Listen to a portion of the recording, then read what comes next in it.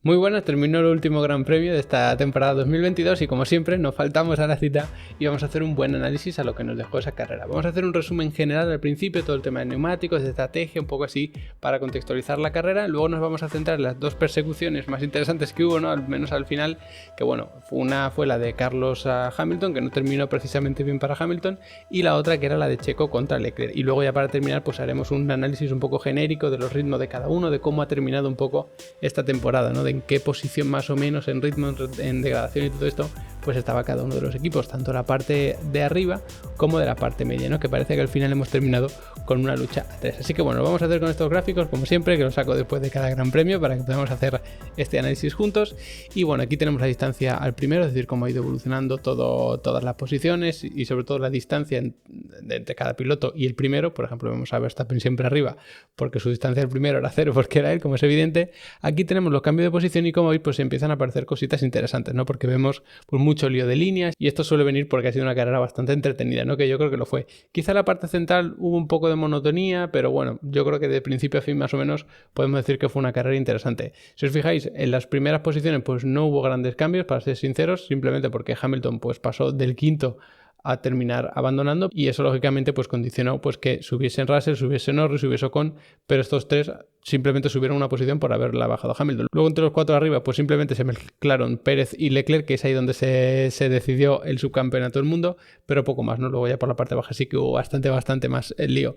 Entonces, en cuanto a nivel de estrategia, de neumático, de todo esto, pues si os fijáis, la estrategia parecía clara, ¿no? Empezar con el neumático medio, poner un duro para ver si llegabas hasta el final y luego darte cuenta que no era lo óptimo, ¿no? Que no era lo mejor, y a partir de ahí pues cambiar y poner un neumático medio o un neumático duro, como fue el caso de Carlos, para llegar hasta el final.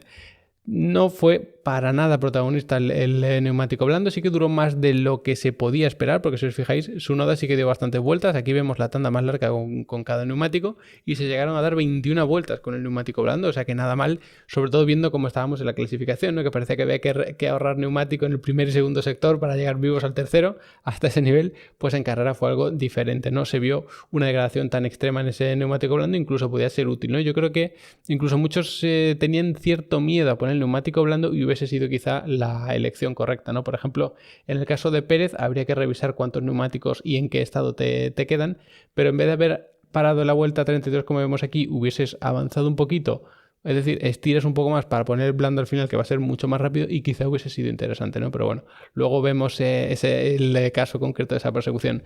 En cualquier caso, sorpresa con el neumático blando. El neumático duro fue el gran protagonista porque era el del stint intermedio y luego el del final para algunos.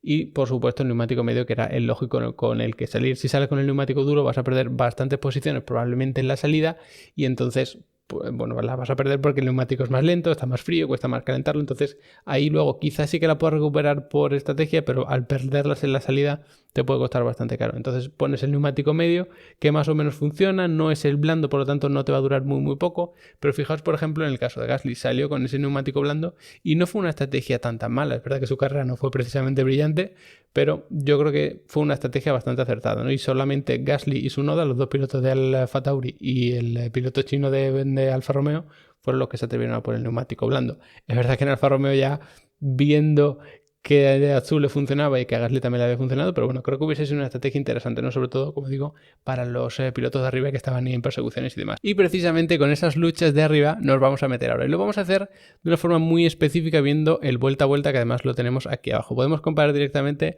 a Sainz con Hamilton, como podéis ver, y que llama mucho la atención en este primer stint, pues que evidentemente Hamilton tiene unos tiempos mucho más irregulares, que depende también pues, del tráfico que te encuentre, de cómo gestiones los adelantamientos, depende de muchos factores.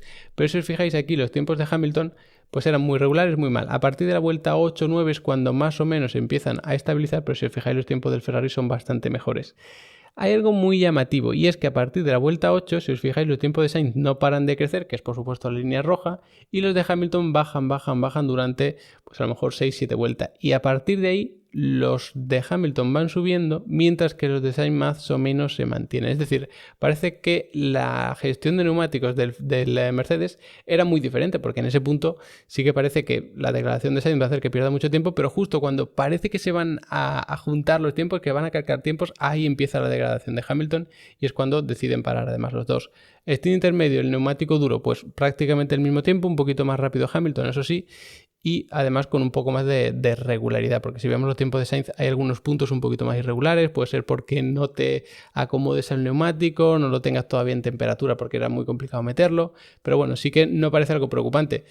Hombre, siendo rival directo que hace 3 grandes premios estuviese por delante y ahora ligeramente por detrás, sí que puede ser un problema, ¿no? Y de cara al año que viene sabes que tienes que mejorar porque ahora mismo están por delante de ti, pero si nos fijamos luego cuando para Carlos, que aquí es cuando empieza la persecución, era lo que tenía que hacer Ferrari realmente, y yo creo que aquí hay que aplaudir a los estrategas de Ferrari, porque si tú estás calcando tiempos y en algunas vueltas como esta puntual, pues a lo mejor se te está yendo, se está yendo casi medio segundo y demás, ahí tienes un problema, porque sabes que evidentemente no vas a poder ganar posición.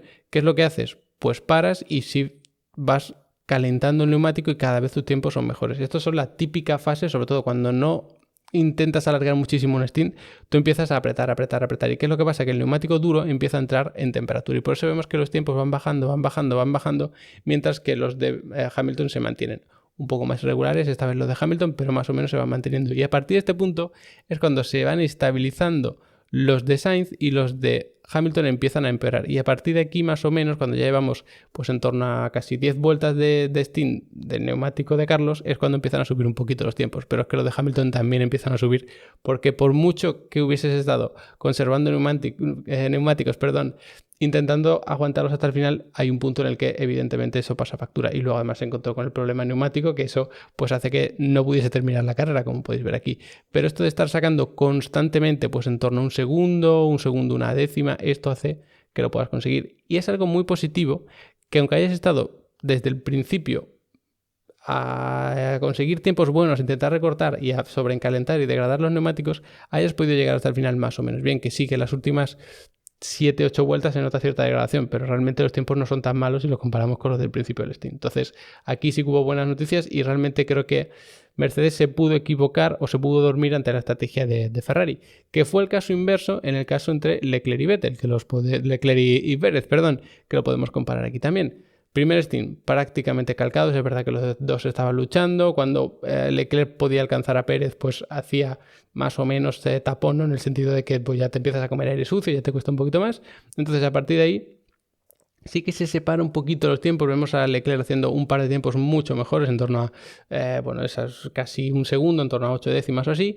ahí es cuando los de Red Bull deciden parar, bien hecho, mientras que Ferrari puede alargar un poquito más su stint. Esto también son muy buenas noticias para Ferrari, porque aunque tu ritmo no sea teóricamente mejor, si consigue degradar menos que Red Bull, esto es un logro porque se ha visto todo lo contrario en la temporada. Entonces, esto es algo positivo, que tú seas capaz de alargar tu stint 5, 6, 7 vueltas más, pues es algo bueno, ¿no? Porque, vale, tienes menor rendimiento, pero si puedes compensarlo con las estrategias, entonces suele ser rentable. Y en el segundo stint ya, pues sí que vemos unos tiempos muy regulares en los dos, más o menos, pues sí que se nota con cierta claridad que Leclerc es más rápido, pero claro, tenía un neumático de 3-4 vueltas menos, entonces eso sí que es normal.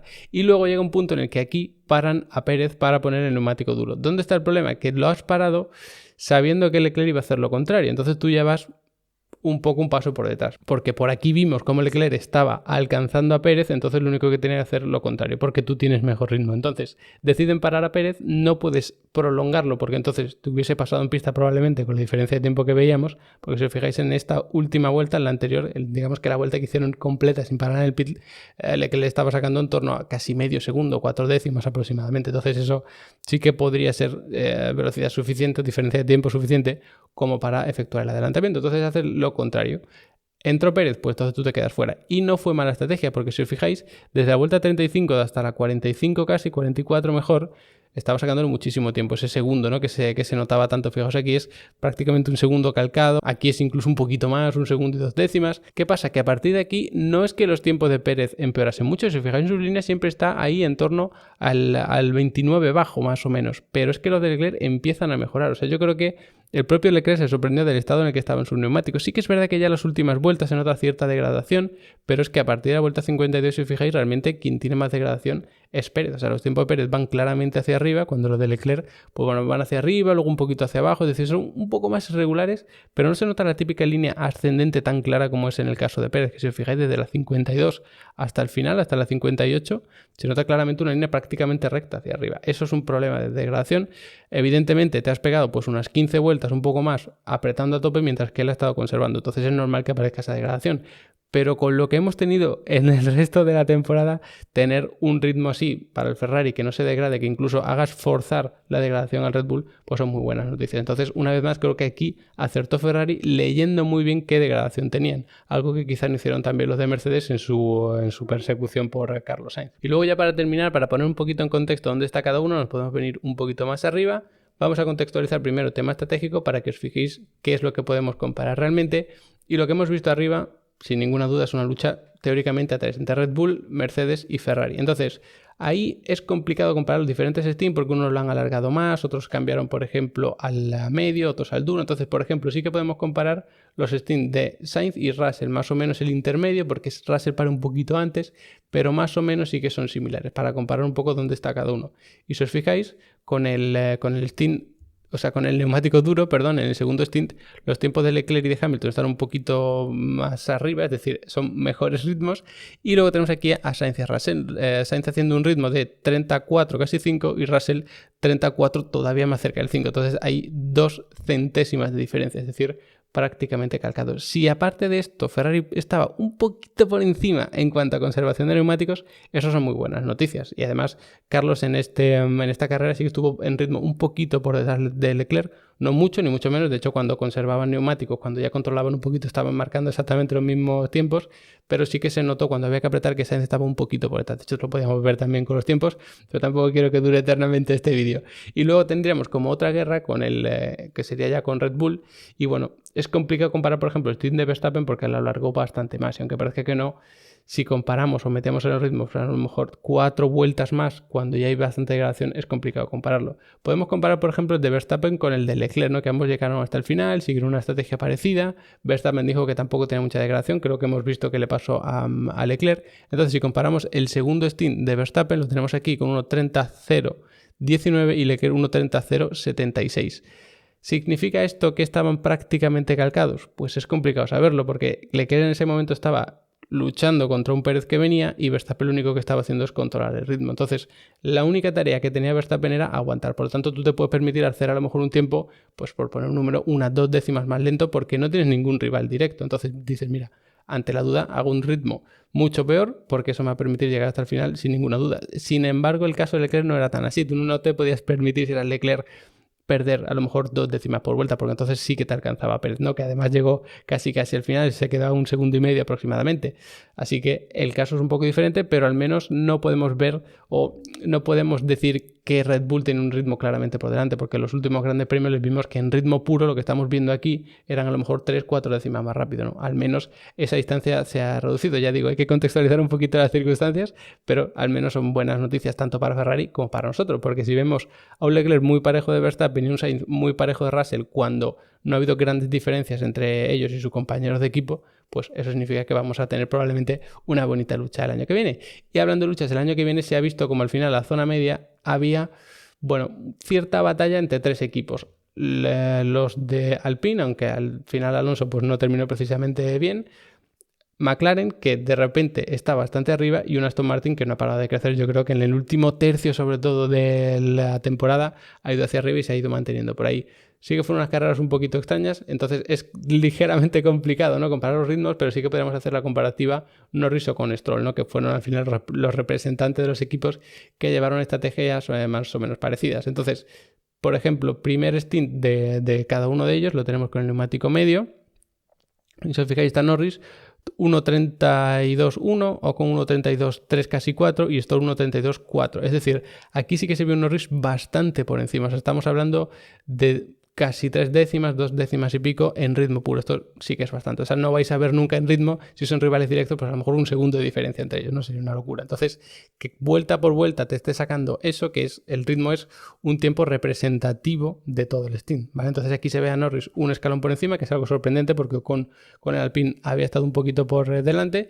Y si luego comparamos el neumático duro, que si os fijáis, pues tenemos aquí a Norris otra vez 1.31.056 y Ocon 1.31.093. Ahora sí, mucho más seguido de cerca por Ocon, y luego Stroll bastante más abajo. Que es verdad que el ritmo que el rendimiento de Stroll, que bueno, que como veis es apenas también 3-4 centésimas, o sea que estaban muy pegados, pero quizá el ritmo de Stroll, bueno, hay algunos grandes premios que está mucho mejor, otros que está peor. Sin embargo, Norris y Ocon de normal suelen llevar un ritmo bueno para el coche. Stroll sí que es un poquito más regular, entonces hubiese sido bonito tener un Vettel con una estrategia similar para comparar sus tiempos, porque aunque lo veáis aquí, realmente su estrategia sí que fue bastante diferente, entonces no tendría mucho sentido compararlo. Si os fijáis, alargó muchísimo su stint con el neumático medio al principio para luego ir a una parada, entonces se vio como no era la mejor estrategia. Y como digo siempre, si queréis saber más de Fórmula 1 o automovilismo en general, tanto real como sim racing, pues echarle un vistazo a Level Up Academy, que ahí por 15 euros al mes tenéis tarifa plana para aprender todo lo que se os ocurra que tenga que ver con automovilismo. Temas mecánicos, de telemetría, de estrategias de carrera, de pilotaje, de incluso fotografía, de periodismo, de ilustraciones técnicas, todo lo que tenga que ver mínimamente con automovilismo, os aseguro que lo tenéis por allí, así que echar un vistazo. Además, la primera clase de cada curso es gratis, le podéis echar un vistazo sin ningún compromiso, sin ningún problema, ni siquiera hace falta ni registrarse, así que podéis ver un poquito cómo es el formato, el contenido de la academia y todo eso. Así que nada, espero que os haya gustado el vídeo, espero que os haya ayudado a entender la última carrera del año y con ello un poco cómo terminamos, ¿no? Y dónde está cada uno. Os agradezco que os hayáis quedado hasta el final del vídeo, especial agradecimiento, por supuesto, como siempre, a todos los que ya están apuntados a Level Up Academy y nos vemos en el siguiente vídeo.